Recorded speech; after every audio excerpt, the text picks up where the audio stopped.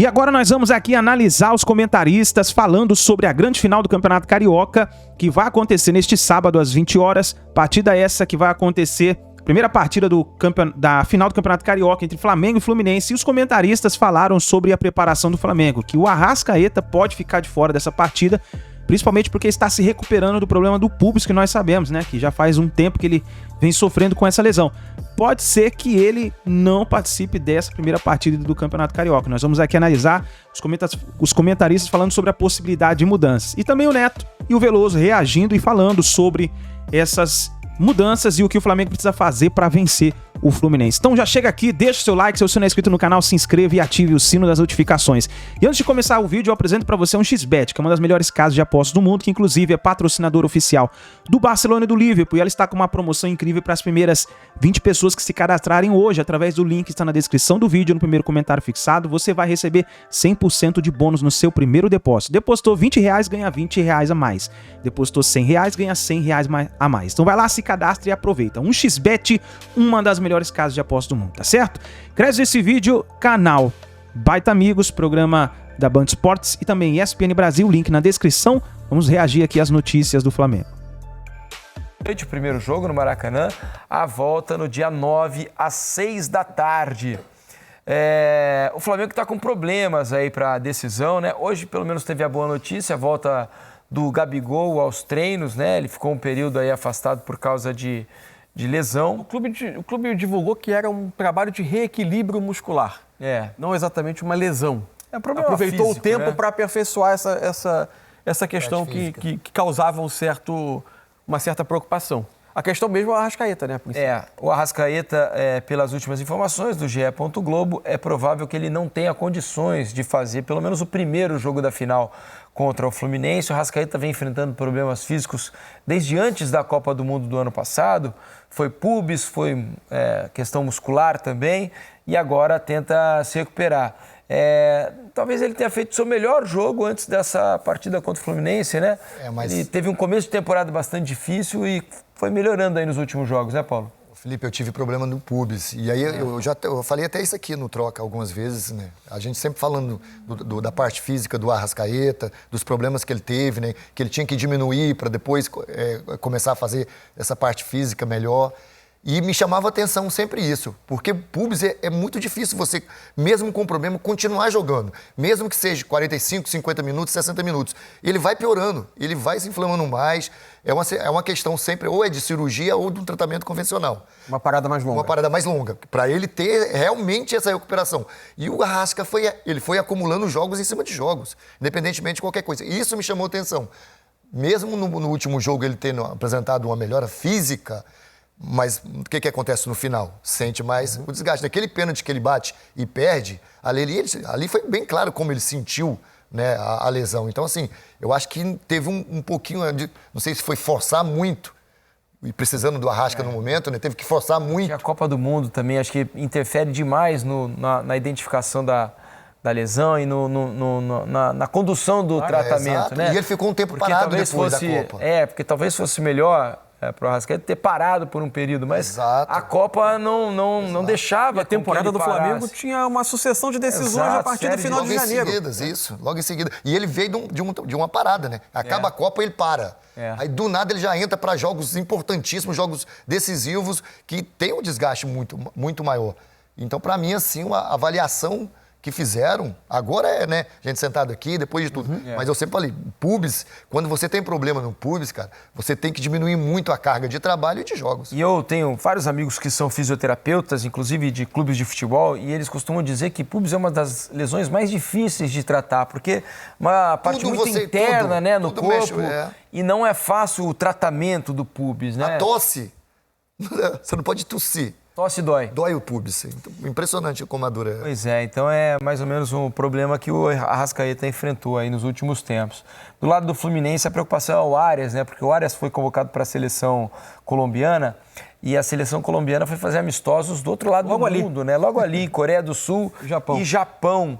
E o Arias vai voltar quase que em cima do jogo, aí um dia e meio antes. O jogo foi para nós hoje pela manhã, o segundo jogo da Colômbia. Contra o Japão, em Osaka. O Arias jogou 72 minutos hoje. Bastante, tinha jogado 20 contra a Coreia. 20? É. Jogou ao todo 92 minutos. 72. O que não é ruim, Ele estaria no Rio para treinar provavelmente na quinta-feira, né? Teria um dia e dois meio treinos ali, né? 2 treinos talvez, dependendo da condição, porque o fuso horário também interfere na desgaste. Sono, no desgaste. Então precisa ver como ele vai chegar. Tem um copo cheio também, né? Qual é? A gente tem que sempre pensar no copo cheio. Ele vem de 2 jogos na seleção em que ele está muito empolgado. Foi disputar, foi convocado, jogou. Titular no jogo hoje. Titular no jogo, jogou. Então isso também reacende o jogador de futebol. O jogador gosta de jogar, principalmente para a seleção do seu país. E é um dos principais jogadores do Fluminense, né? O Arias inteiro é um reforço e tanto ele vem sendo um dos grandes jogadores no Brasil, né? No Brasil, nos últimos, desde a temporada passada. Concordo, assina embaixo. Pelo quantidade de coisas que ele oferece ao time, né? Troca de passe curto, por vezes ele se oferece em profundidade para receber, passe, gol, passe. Ele entrega tudo. Ele dá muita... O jeito de jogar do Fluminense parece ter permitido a ele desenvolver muito o jogo dele. Agora, como é mal resolvido o calendário brasileiro, né? Primeiro você tem, a gente falava, os estaduais duram tanto que as finais viram uma interferência na estreia dos times justamente do principal torneio do ano, que é a Libertadores. Além disso, as finais colam com a data FIFA, que está marcada há um bom tempo, e aí você tem justamente para as finais dos estaduais, que por mais que um título estadual hoje não dê a um clube, no final do ano, o peso para ele avaliar uma temporada como positiva, a gente está vendo o que derrotas em estaduais provocam de instabilidade, de tensão, de pressões. E a gente sabe que são semanas que vão ser de tensão para esses times. Claro que sim. E aí você tem jogadores retornando de seleção com viagens longas, enfim. É muito mal desenhado o calendário brasileiro, né? Não é fácil. O peso desse estadual, não sei se você pensa igual, é óbvio que se o Fluminense perder também, né? É uma pressão, é normal. Mas o do outro lado do Flamengo, o peso é enorme. Talvez lá no final ninguém vai ver esse título do Carioca. Mas agora, para o Vitor Pereira, ele é imprescindível. Mas é para os dois lados, né? Porque o Fernando Diniz também tem a perseguição, né? Por parte de torcedores e tal. Mas pelo de trabalho... que ele não ganha título. O Fernando Diniz não ganha. A torcida do Fluminense já entende. Mas só o desempenho, para a torcida do Fluminense neste momento, pode bastar. Mas para o futebol brasileiro, seria importante... Você diz em termos de projeção de carreira dele? Exatamente. Sim. Porque ele está com essa marca de que não ganha título. O Fernando Diniz joga, mas não ganha. Né? Então, para o Fluminense, para o Fernando Diniz principalmente, seria importante demais ganhar o Campeonato Carioca em cima do Flamengo, que é um rival. Né? E do outro lado, a mesma coisa. O treinador do Flamengo, Vitor Pereira, né, disputou 3 competições já no início do ano. Né? Uma delas não chegou nem à final. Não conseguiu nenhum dos títulos, perdeu todos. E tem o Campeonato Carioca agora como oportunidade de chancelar um trabalho e manter o trabalho ao longo da temporada de uma maneira um pouco mais tranquila, né? Então, há pesos dos dois lados, né? Do lado do Diniz, especialmente, essa questão dos títulos, eu acho que você está fazendo uma leitura do que é o mundo real do futebol brasileiro. Porque é uma avaliação torta, por vezes, né? Muito. Qual o título que ele devia ter ganho e não ganhou, né? Nenhum. Onde ele entrou em vantagem em relação ao adversário, em termos de investimento, de recursos, de elenco. Hoje, a percepção que a gente tem do elenco do Fluminense, ela é diferente do que a gente tinha do início do Campeonato Brasileiro passado, pelo trabalho que foi feito. Que projetou o jogador, que desenvolveu o jogador, que desenvolveu o coletivo. E tanto que a gente tem a 4ª final seguida, Flamengo e Fluminense, e a minha sensação é que pela primeira vez... Concordo. Não está todo mundo apontando, o favoritismo está do lado do Flamengo. Do Flamengo, é verdade. Mesmo que o Fluminense, em 2023, não tenha tido um grande número de excelentes atuações, teve o jogo com o Bangu, teve uma parte do jogo quando virou contra o Flamengo, e o jogo com Volta Redonda, que aí foram de ótimo nível, mas ainda assim você não tem um recorte, um olhar todo direcionado para o lado do Flamengo, dizendo que o favoritismo está ali, embora ainda seja um investimento e um gasto, um custo de futebol ainda maior que o do Fluminense. É verdade. O João Moura, lá de Rondônia, diz o seguinte: boa noite, galera, um abraço de Rondônia. Paulo Nunes, crava aí quem vai ser campeão do Carioca. É só isso? É simples. Mas não? Não, lógico que eu respondo sempre, não tem essa comigo. Você ia deixar nosso telespectador? Lógico, eu responderei agora. Na minha opinião, o favorito é o Fluminense. Os últimos 12 jogos, 2 vitórias para o Flamengo, 2 empates e 8 vitórias para o Fluminense. Então, conversando com você, Ricardo Rocha, isso aqui, essa arte desses 12 jogos, para o jogo de sábado, tem alguma coisa? E o que você pode dizer entre Fla-Flu? O Fluminense tá melhor mesmo, mas o Flamengo tem um timaço, hein? Tem, pode mudar. Tem torcida, você sabe que a camisa ela é muito importante. Eu queria só falar em relação a isso aí, Neto. É que o ano passado, quando o Fluminense foi campeão, um abração, meu amigo Veloso, quando o Fluminense foi campeão carioca, o Flamengo vinha jogando bem e tinha um ótimo time. Hoje o Flamengo não está jogando bem, não tem um padrão de jogo e o Fluminense melhor. Por isso que se diz desse favoritismo do Fluminense. Que eu acho que se acaba, você sabe, de um clássico e numa partida tudo pode mudar. Agora, é claro, o Fluminense chega muito forte, né? O Cano num momento espetacular, o Ganso jogando muito, uma defesa forte, coordenada pelo Nino. E o Flamengo, para mim, Neto, é o seguinte, individualmente tem um dos melhores elencos do futebol brasileiro. Agora, dentro de campo, eu ainda não consegui ver o trabalho do treinador. Me desculpa, olha, tem um jogo do Vasco aí no segundo tempo, o Vasco massacra a equipe do Flamengo, massacra. Então você não vê, você vê qualidades individuais, que isso realmente você sabe que é fundamental. Agora o conjunto do Fluminense, ele está muito melhor, um dos melhores times hoje do futebol brasileiro é esse time do Fluminense. Eu vou começar com os carioca lá, Mauro Galvão, Monstro Sagrado, que por sinal, eu acho que depois que Mauro Galvão vendeu aquele quadro do Picasso, que era um quadro, Picasso, cara, era o Picasso. Não sei, Picasso! Baita amigos. Picasso que pintou Picasso! Eu acho que a gente tem uma beirinha aí. E aquele quadro maravilhoso. Agora, valorizou. Agora que a falta de modéstia dele, ele tá lá com aqueles títulos. Bota Mauro Galvão na tela do Band Esportes, tá junto lá. Mauro, pode estruchar aí o que você pensa do Fluminense, a visão sua do Flamengo, e eu concordo com o Ricardo Rocha. Eu acho que individualmente o Flamengo é um dos melhores times que tem.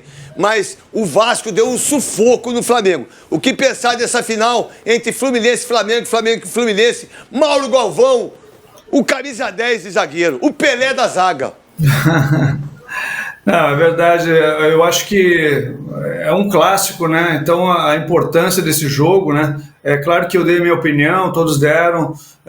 Eu acho que no Fluminense, o jogo do Fluminense tem encaixado bem contra o Flamengo. Eu não sei o que acontece, que o Flamengo ele tem uma dificuldade muito grande de enfrentar o Fluminense. Talvez porque o Fluminense tem esse jogo de aproximação, o time que sai jogando com a bola sempre assim, sem dar chutão. Eu acho que isso faz com que os jogadores do Flamengo tenham que correr mais, e isso aí eu acho que incomoda um pouco a equipe do Flamengo, que acaba se desgastando, e o Fluminense aos poucos vai tomando conta do jogo. Então acho que talvez seja isso o problema do enfrentamento do Flamengo com o Fluminense, que o tipo de jogo do Fluminense encaixa bem, e o Fluminense tem levado realmente sempre vantagem, né, nos últimos jogos contra o Flamengo, apesar de ser pouca diferença, mas tem conseguido sempre os resultados, conseguido a vitória, e no ano passado o Fluminense foi campeão carioca em cima do Flamengo também. Fazer uma pergunta pro Veloso, pro Jamel e para você também, Rosenberg, Marcelo Rosenberg. No mundo, estou falando do Brasil não, porque no Brasil não tem.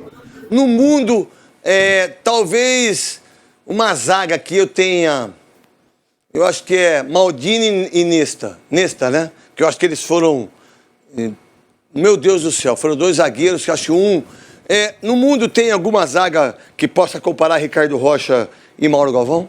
Ou no Brasil, hoje, no futebol de hoje? Hoje não.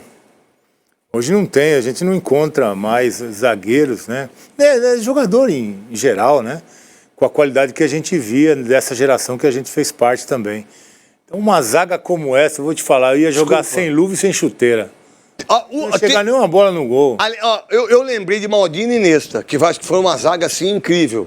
Baresi jogava mais de líbero, mas igual o Ricardo Rocha e o Mauro Galvão, tem alguma zaga hoje no futebol mundial que se compare aos dois, que são estilos diferentes? Eu não acho que tem, não. Os dois, na melhor fase deles, sensacional, né? Não tem. Jogador de seleção brasileira, jogador que tinha qualidade.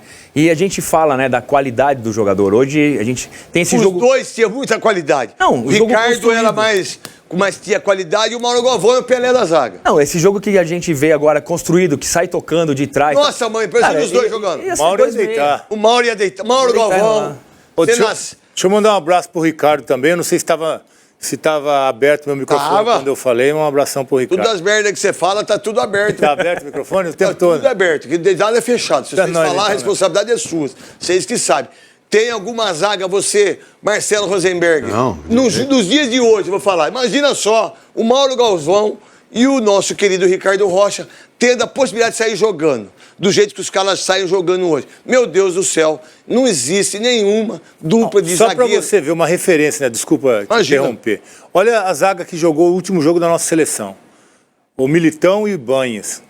Meu Deus. Não dá para comparar. É anos-luz. Não, e tem outra questão. Marcelo Rosenberg. É a liderança que os dois exerciam, né? Verdade. Essa questão é sublime, né, Neto? A gente não pode esquecer. Sublime é papel higiênico. Não. É um negócio que, assim, que se você olhar, lembrar do... porque eu lembro do papel eu quando lembro... Não, eu não lembro do papel higiênico. Eu lembro da categoria dos dois zagueiros. Você usa chuveirinho? Você tá falando do Mauro Galvão e do...